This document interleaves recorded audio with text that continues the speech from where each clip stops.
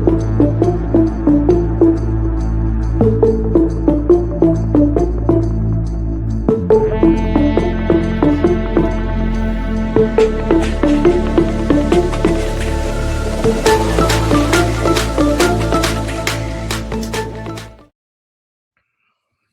know it's been a while, like life happens, whatever else, but we are back. Welcome all into another episode of the unofficial WCC Hoops podcast. That's Thomas Dunn. I'm Zach Farmer, and there's quite a bit to get to. We'll talk about what we've seen through the portal, what we've seen with the NCAA tournament, because there have been some big changes that have happened over the last few weeks, and we'll get into a bunch of it as we kind of go along.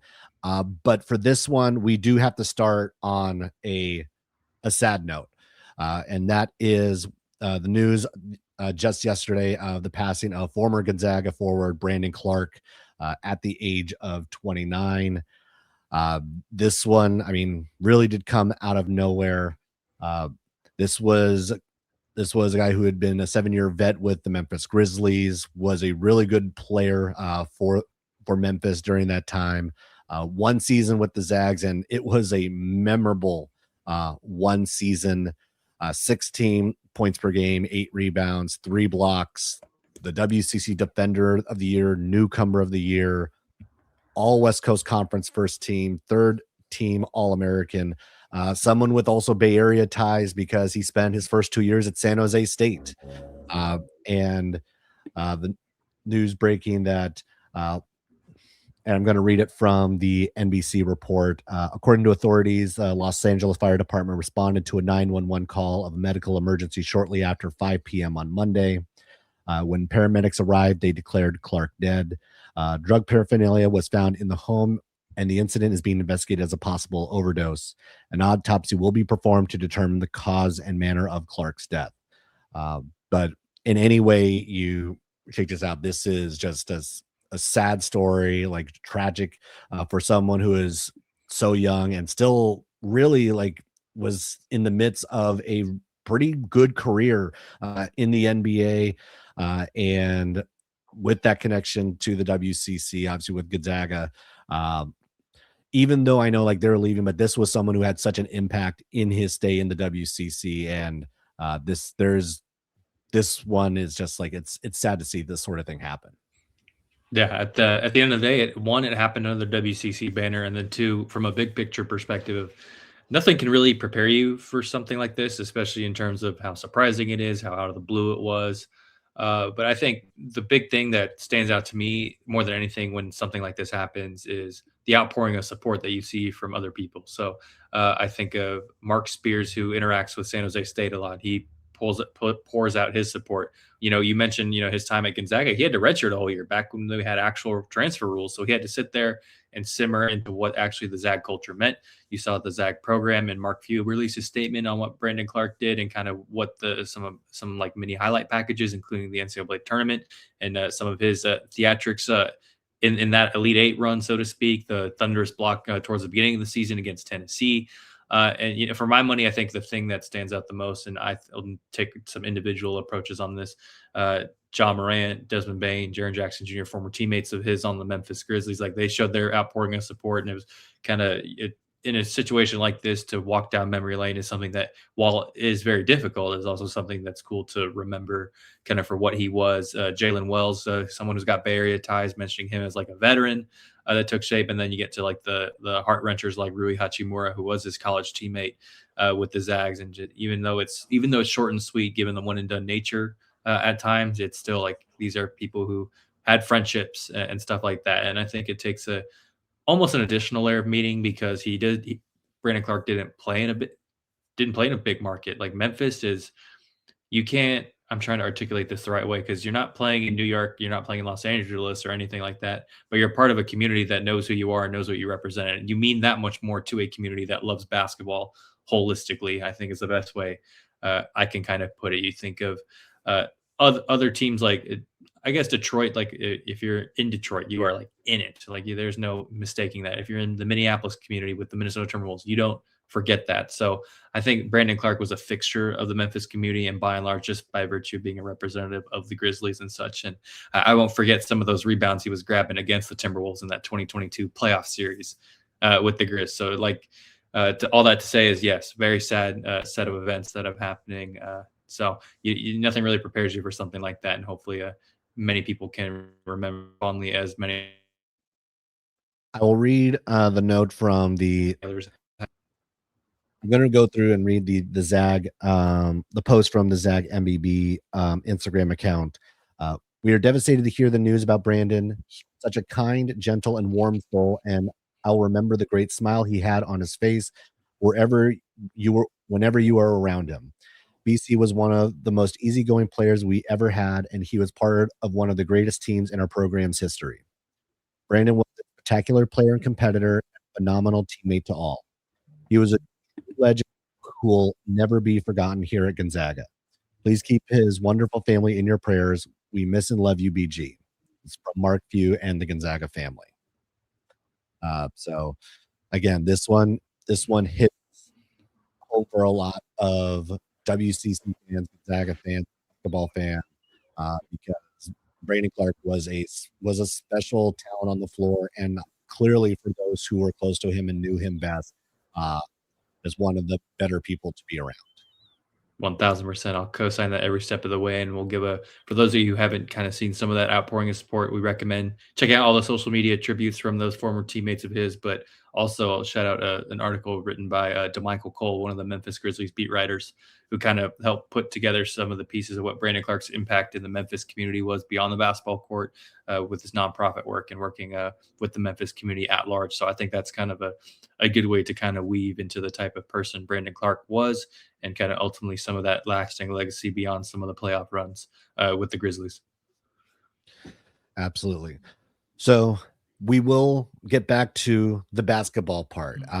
Obviously, there's no easy transition out of something like that. So we'll get into what is a bit more of the positive news as we start to kind of talk about what the WCC is going to look like this season. And this episode is going to feature a lot of St. Mary's. And no, this is just not my biases coming into play here. That's because we do have some big news, and Mickey McConnell has gone to work this first month and a half. And so we're going to get into it because St. Mary's is not going away. They have very clearly made a statement in the early part of the off season, and that most notably is with the signing of its highest recruit ever, its first McDonald's All-American in Darius Bivins. And it's like now you start to see this roster be pieced together. Like St. Mary's has really done a good job of putting it back together. It does look a bit different from what we saw, at least the construction of the roster from a year ago. But I think there's a lot of positives to be taken out of what is now year one, off season one for the new head coach, Mickey McConnell. Yeah, and I think one of the big things surrounding, especially a new program or a new iteration of a program, so to speak, is you want that energy. You want to feel like you're heading in the right direction. And yes, there are still games to be played. There's still got to see how Mickey McConnell looks on an actual basketball court and seeing his coaching style and such.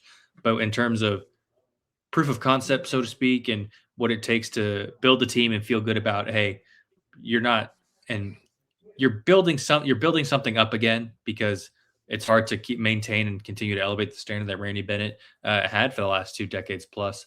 So I think for Gaels fans, more than anything, they just wanted to make sure that it wasn't like an immediate taper off or sink or anything like that. And I think something like that in getting Darius Bivins, and I think the ability to play off of a guy like Miles Shea, not only just in terms of the basketball acumen, but kind of what it takes to be a D1F, highest level D1 athlete, what it takes to be a point guard mentally in the WCC, and what it takes to kind of holistically be the best version of yourself, not only on the ball, but off the ball and on the defensive side and such. So I think there's value not only in terms of, yes, his stature as a recruit, but I think the value in terms of the other guys around him who can help better him and help him mature along as leaders, even though it's, somewhat of a younger team that Mickey McConnell is bringing in holistically.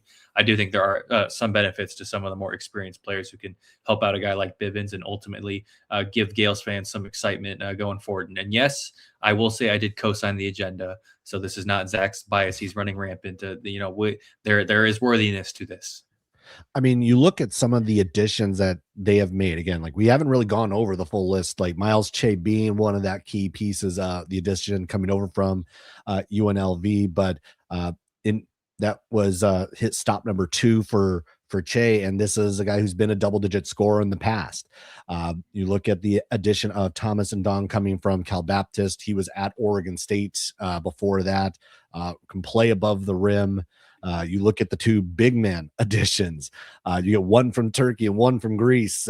You get Salih Altuntas who comes over from Miami, originally from Turkey. Then Vengles Zugris coming from Louisville. He's the Greek coming in. You have a really strong international flavor to the St. Mary's squad. I mean, that's not an unusual thing to think about, and not to say there aren't some Aussies still on this team, because they also went and picked up another Aussie too, Luke Fennell from Syracuse. So they've brought in a good number of pieces that I think are going to give them a good mix. And now one of the things is like they picked up 4 point guards in this in the mix. Well, they already had one obviously in Josh Dent on the roster, and then they went and got 3 more. So we're going to see, I think, a lot of mixing and matching to see kind of what is going to be the right mix. But of course, like I think you'd be hard pressed not to say that we're going to see a good amount of Miles Che. We're going to see a good amount of Darius Bivins, and Bivins specifically, like kind of going through, because it's hard not to talk about the fact that St. Mary's picked up a McDonald's All-American after Randy Bennett left, in just 2 months after Randy Bennett left. And I think that speaks a lot to, well, there's a couple things here. One, it is that so much of college basketball, so much of the sport in general has been focused on the transfer portal and getting those veterans onto, well, a lot of those veterans are ending up on Power 4 teams. So sometimes you do see some of these higher high school recruits maybe slip through the cracks, but it was also a bit more of a fit when you think about the style of the point guards that St. Mary's usually ends up with, and also this kind of the style of point guard that this is. Like Bivins comes in and he's a really good distributor. He was averaging 4.5 assists a game, 3 steals a game. He is a little on the small side. Like this is he's listed at 5'10". I did see somewhere where I saw him listed at 6'2", but if I'm seeing some at 5'10" and 6'2", I think I'm probably going to believe the 5'10" a little bit more on the listing. But looking at some of the tape, he's going to, I think, give them a ball handler, a distributor that is going to be more dynamic, something that they really haven't had in a while. I did see at least one comparison, and this might be a good early comparison. The last time maybe St. Mary's could have a point guard combo like this, or backcourt combo like this, it's Joe Rahan and Emmett Nar, when those two were in the backcourt together. And again, you look through the St. Mary's point guard lineage, like it's hard not to kind of see a bunch of good comparison, good combos. Now, again, thinking just on size and speed and how dynamic he could be, like I went all the way back to maybe Patty Mills as far as thinking about what that could be. But obviously that's a high bar to set. You don't want to necessarily go too far on that, but the fact that St. Mary's has kind of gone out and really handled its business in the portal, in recruitment, because obviously when you pick up a couple freshmen, that's not the portal. Like you're going out and actually recruiting, old school in that way, to pick up a couple guys off the market. And this is looking like a really solid group. Of course, we'll have to wait and see what it looks like on the court. A long way before we can start to look at that, but they have about 15 guys on this roster now. St. Mary's is just about finished locking up what they needed to do in the offseason. And going to definitely do some more research and look through every single guy's tape and everything else. But I mean, I don't think you can scoff at year one and this first offseason for Mickey McConnell and his coaching staff.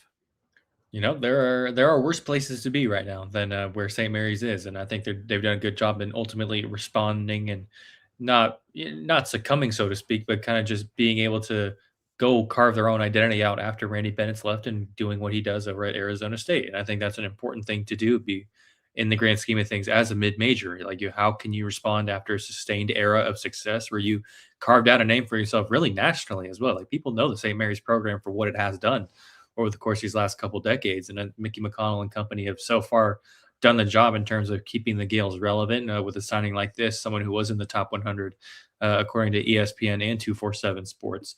So like this, and it's the highest rated recruit in program history. And you do all that off the heels of this type of offseason, given all the change. I mean, there's nothing more that you can say than that's just a nice shot in the arm, more than anything. So when you mentioned the going back in terms of explosive backcourts that the Gaels have had, I thought you were going to go like a Jordan Ford and pair him up with pretty much anybody who was out there. But I can respect the Emmett Naar and Joe Rehan comparison and stuff like that. So I'm really excited to see how Mickey McConnell uses Bivins, because as a point, you're a point guard that is a head coach, and I'd love to know like what the communication style is like. How much, or I don't know, telepathy is not a thing in terms of coaching, but it's like how can you read me as like from point guard to point guard as opposed to player to coach? I think that's kind of like the somewhat of a differentiation that I kind of want to figure out how that kind of works, not only for Bivens but kind of the Gaels as a whole. How does Mickey McConnell as a point guard kind of serve better for what St. Mary's wants to do and ultimately what they need to succeed? Absolutely. And again, like we're talking, like giving a lot of credit for what McConnell has done so far, giving him the flowers, because, and I don't think it's just that. I think it's even when you start to look at what the few announcements we've seen about the schedule too, because we've seen a couple of definitely larger announcements. Now we already knew they were going to have that the MTE down in San Diego as part of the Ratty Children's Invitational with Texas, UCLA, and Georgetown. That was signed last year, but they picked up a home and home with St. Louis, and that's going to start in Moraga in November. And then the other one that was just announced earlier today, like as we're recording, that they're going to head up to Tahoe to take on Nevada. And we're definitely got a little bit of some premonitions, or just like getting it on the number about getting games up at the Tahoe Blue Event Center. Nostradamus over here has been on point on some of these predictions. Yeah, and I don't know if I want to give Zach more work to splice in the times I've said that they should go there. We'll leave that to post production to figure out. I won't be mad, but I will gloat is what I will do, because everyone who knows, especially when we did the WCC tournament future sites, expose. Give me Tahoe Blue Event Center. Like, it'd be hard logistically. Don't get me wrong, especially at a March in Tahoe. It can easily be snowing. You get packed in, the roads are closed, and then you got a mess on your hands. But just beyond that, at face value, it's like this is a place where you can tap into something new. It'd be refreshing. It'd be something different. And hey, maybe it doesn't end up working as a tournament site, but I'm glad that St. Mary's is doing it, and I'm glad that Nevada has also agreed to it, because one, they're not far away, and two, it's like do they technically still have the home court? Yeah, but they still. I think it's a good reason to get away, and I'd be lying if I didn't say I'm in, because it's part of multiple teams that are going to be there. I'd be intrigued to see who else gets there, because I may just make a trip up there. I think that'd be something that's worthwhile. And thank God, this is the one part where I think that Caesars Entertainment took over Harvey's and Harrah's hotels, because now I can see if I get comp nights for those games. That's what I'm on the hunt for. But in all honesty, I think this is going to be great. I think it's going to be a nice environment to watch it. I sincerely hope that a TV network or something picks it up, whether it's CBS Sports Network or like ESPN Plus or whatever that may be. That way, because I think it's going to be a good game more than anything, and I think it's going to be in a nice setting. I ultimately want to see how it shakes out. I love it. Hooping in Tahoe. Sign me up. And also pat me on the back for willing this into existence as well. Maybe it keeps me out of Boise. Maybe it keeps me out of Idaho Falls. But the game is going to be on November 8th. So yeah, as a part of a couple games set there. So we'll see who else ends up there. I already had started getting texts from St. Mary's folks that they sent the screenshot of the room reservation. They were already set. They're like going to Tahoe. So there's definitely some excitement around venue, location, and the opponent. Again, Nevada's year in, year out is usually a pretty solid team, especially when you play them in the non-conference. I mean, they usually are actually maybe a little bit better early on in the season, and then they start to taper off. So that will definitely be a challenge up there, especially it's probably going to be one of the, I think that might be game one for St. Mary's in this new era. So again, that's going to be a very interesting, I think, matchup there in South Lake Tahoe. Well, technically it'll be a state line, but very close. Yeah, if you know, you know. Like you have to be there, and it's still basically South Lake Tahoe. And we kind of are going to go back to the filling of these rosters, because some of the WCC teams have kind of already packed it up. They're ready to go. St. Mary's is pretty much looks like they're just about there. San Diego's already wrapped it up. They are done. They are ready to roll. But there's some teams that are still trying to piece it together. And for the most part, like, that's not unusual. We're not saying that like certain teams are way behind or whatever else on that front. But you look around the league, Portland's done a really good job refilling the roster. Pepperdine's done some work. Pacific has done work. Santa Clara has been able to start to piece it back together as well. USF is one of the ones that has maybe had a little bit more of that struggle early on, but they also did add just today, earlier today, as we're kind of starting to talk about this. Yeah, their big thing right now, and I believe it was League Ready. I'm pretty sure is the one who, or it was either League Ready or Draft Express. I'm so sorry that I did not remember the outlet name. I think it was Draft Express. Draft Express. We'll roll with them. Don's having signed Yoav Vitlem out of the Israeli league. Going to be, I'm pretty sure, if I'm not mistaken, he's going to be a old freshman, so to speak. He's going to be in there in his 20s already, and as a freshman, average 12.5 points per game in the Israeli league. And I think it's going to be a nice presence overall, just in terms of the fact that USF is getting someone who has proven themselves in the international landscape.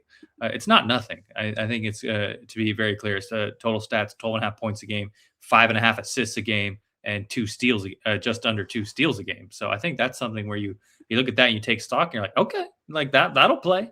That'll definitely work. And more than anything, when you look at some of the other guys who maybe are playing more Euro ball late in their careers that are either crossing over into the Israeli league or in European / international competition, I think that's going to be something where you see that kind of dividends in terms of maturity when he gets to the hilltop. So I think this is a type of commitment that can, I think it'll be something that you can get I think a pretty nice level starter out of this guy. If you're USF, more than anything, just given his background and given some of the context in his own career. Yeah, and one of the things that can't be overstated is kind of the utilization of some of these international players coming over who do have more experience and are a little bit older. Because again, as we've seen, that's one of the challenges in the game today, is that you have a lot of older teams, a lot of veteran heavy teams, and I mean, there's no way around it. Like, that does matter, because between the time you're 18 and the time you're like 21, 22, it's like you physically just get stronger and bigger. And so there is going to be, you need some of that on your roster for the long haul of a season to get you deeper into, and you start thinking about the back half of January and the February into March. You're going to need that physicality. You're going to need that strength you need that veteran presence as well, just guys who have had more minutes under their belt. And again, having it in that international setting against former NBA guys. And that's going to be invaluable as USF continues to put that roster together.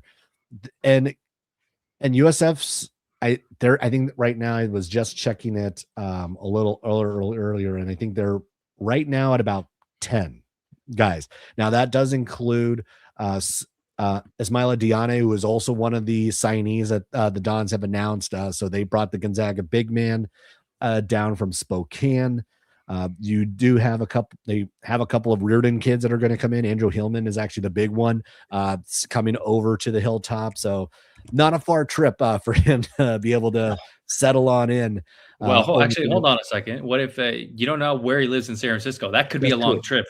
All we know, that That is true. Also, like we don't, especially WCAL kids, like they may not necessarily live in the city. They could end up being, Yeah, they could be in Daly City, South City, something yeah. like that. You Yeah, never know. Like WCAL rules are a little different on that front. talking to a WCL guy right here as your co-host. So I think that's that it's exciting because USF, you want that to be synonymous with those local schools like that. So to have bring in a guy like Andrew Hillman, his downhill game is so exciting. More than anything, I'm really intrigued to see kind of how he kind of bulks up with D1 strength and conditioning even more so, and plays with that requisite force. One other thing I want to add, and a full credit to our Rocco Miller and Nevada Sportsnet, who reported this. USF will also be in the Dallas tournament, MTE, taking place in Frisco, Texas. They're going to be alongside Colorado State, FAU, Loyola Chicago, Nevada, Tulsa, Utah State, and George Washington in that one. So lots of WCC teams getting their MTEs on. You get the Santa Clara, among others, at the Acrisure. You got the Dons now down in Texas, and then you got the Gaels down in San Diego. So it's going to be hot and heavy for a lot of these WCC teams, I think, that are scheduling appropriately more than anything. I mean, the Acrisure is swear the last couple of years just turned into like a mini WCC tournament because especially this year, it's you look at the laundry list of teams and it is like it feels like half the WCC is participating in this thing because you mentioned Santa Clara being part of it, but they're not the only one. All right, I'm scanning through, like trying to find the rest of them. Nope, that was okay. I need to go and dig it up a little bit more because I know I saw a bunch of other WCC teams being involved in the event coming in 26. So again, like WCC teams are figuring out a way to have these multi-team events in different locations. USF being down in an event in Frisco, Texas, I think that means they need to figure out a jersey, a uniform that has Frisco across the chest of it. They got, hey, I think you got to rep the city in some way and take advantage of the Frisco in Frisco scenario. Do you though? Do you like? I mean, as Bay Area like natives, do you got to do Frisco? Do you? I don't think honestly. I might have to shut you down right here. I know that conversation will start fights on social media about the use of the word Frisco. Yeah, you're not gonna get the cosign from me on this one actually. But again, like great event for them.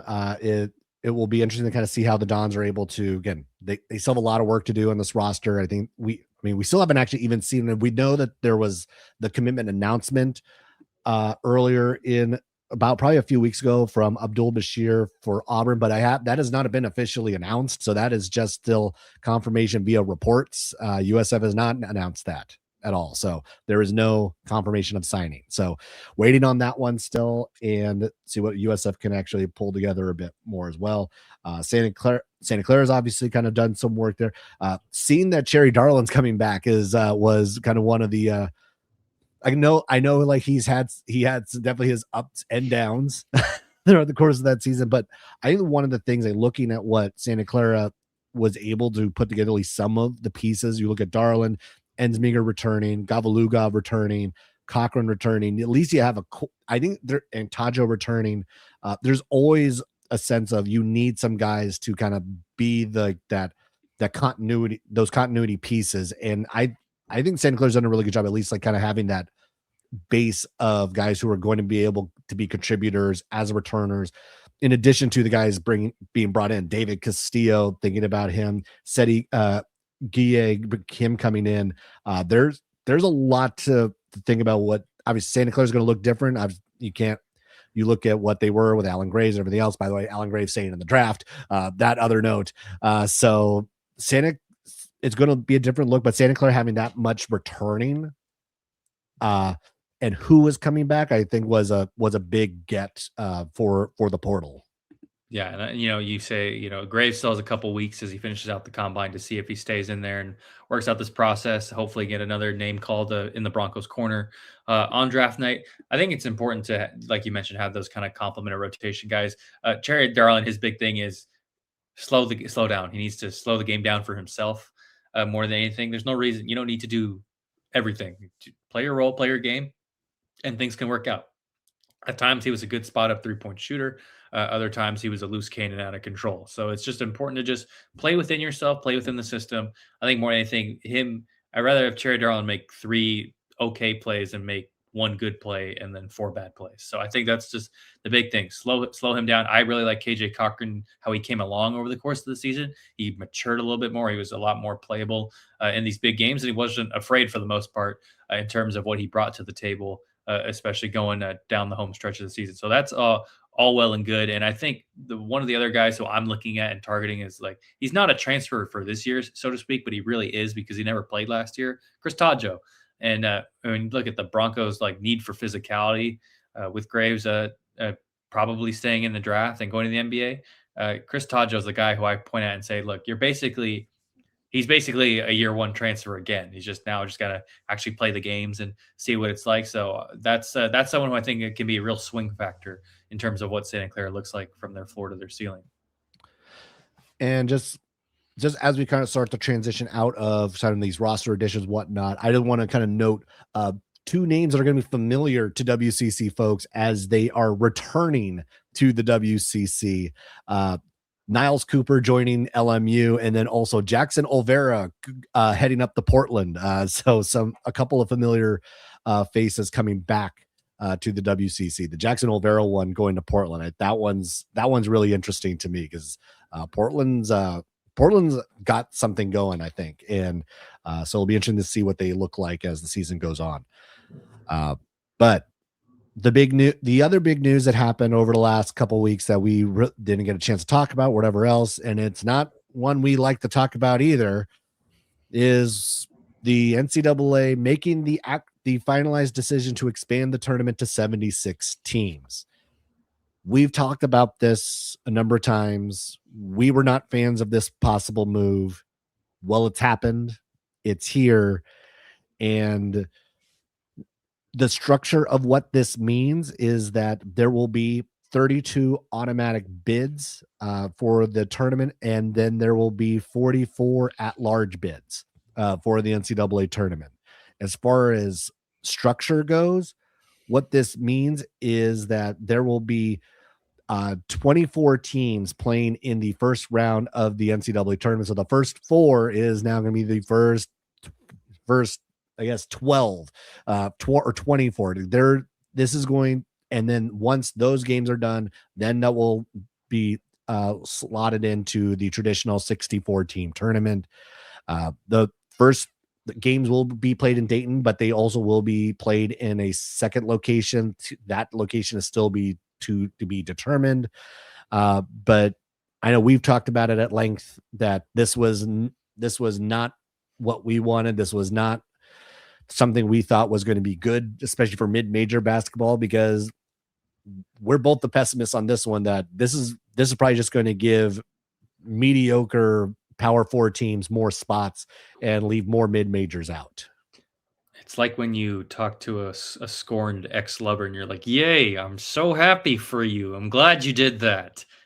God, that is just, ugh. I wanted to walk off the screen in the lead up to this segment. I almost did it too. But just it's back to, I hate to talk in memes here, but I have to. Mark Jackson, what happened to the game I love? And that's basically what's happening. More is not necessarily better. Boy, do I love the NCAA tournament. Hell yeah, I do, and still will. But it's unnecessary. It's a power grab in terms of money and getting the commercials out there and stuff like that. And then you mentioned, it's a power conference handout more than anything. We all know this. As much as some people may want to be naive, that's what this is.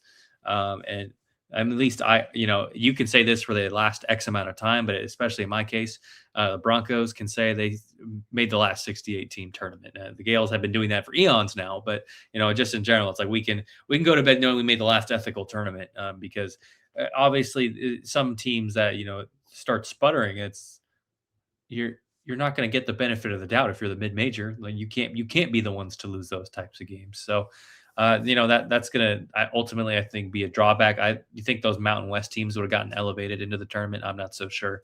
It's probably the biggest example of like San Diego State. And so there was New Mexico, among others. I just don't think it would have shook out their way.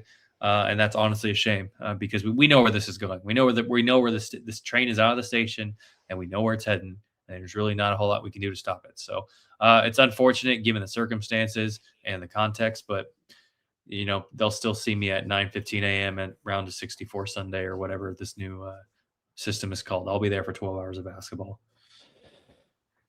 Yeah, I mean, there were definitely some mock-ups of who would have made it this past year had this format been in place. The other thing, like when you look at the formatting of it, those games are going to be 11 versus 11 games. All four 12 seed games are going. Well, all 4 12 seeds will be a part of this as well. All 4 16 seed, well, all 8 16 seeds, I should say, and then 4 15 seeds will be involved in this as well. So like you look at this and it is going to keep more of those potential Cinderellas out. I mean, we even look at what happened to Miami of Ohio this year and where they ended up being slotted in, and the fact that they had to be in a play-in game at all after the season that they had. I know what the metric said. I know what their net was, and the fact that they weren't perfect meant they had to be a 12 seed. And yes, they won their first game. They got into the tournament, and yes, we know what happened to them. It was ugly what happened to Miami in the actual round of 64, but they shouldn't have needed to do that. A team that had that much success all season long, and mid-majors will be punished for not being perfect, not doing enough with the resources that they have. And to me, it's like, especially for some of these power conference teams, like if you are on that bubble, like you have no excuses. You have had all the opportunities, you have all the resources, and you're still hanging out here on the bubble. Like if you gave those same mid-major programs the exact same number of resources, sure, they could actually do just as well, if not better than those hovering right around the bubble as a Power 4 team. But again, like we can talk this to death or whatever else. A 76 team tournament, unfortunately, is here, and it is now reality. So thinking about what teams are going to have to do to get into the tournament now, yes, does it on paper seem like it's going to be easier? Sure. But I do think that this is going to push more of those mid-major teams into those potential play-in games, and fewer of those games will involve those Power 4 teams because they just want to be able to save face and get the money teams in the tournament no matter what. Yep. I'm having to resist all the urge of just slamming my desk right now. I'm not going to do it. So I won't give them that instant gratification. But yeah, our audience knows how much we've been on this hill, and we will die on it repeatedly. It's not what we need. It just really isn't. And I love March Madness as much as anyone, but give me a 68, 64, 68, whatever you want to do in terms of that type of playing style. And then let's go make some madness happen. But this time it's obviously it's not the day the music died, but it's obviously the day the plans changed. Yeah, absolutely. Well, on that also happy note, we will wrap this up. Thanks for watching, everybody. Be sure to hit the subscribe button on Spotify, YouTube, wherever you are listening to the podcast. Follow along on social media at unofficial WCC pod. We will get to be a bit more consistent again now that it's getting at least a little bit more stable for me on the real job front. So we'll get back into it a little bit more. But thanks for watching, everybody. That's Thomas. I'm Zach. Thanks for watching, and we will catch you later.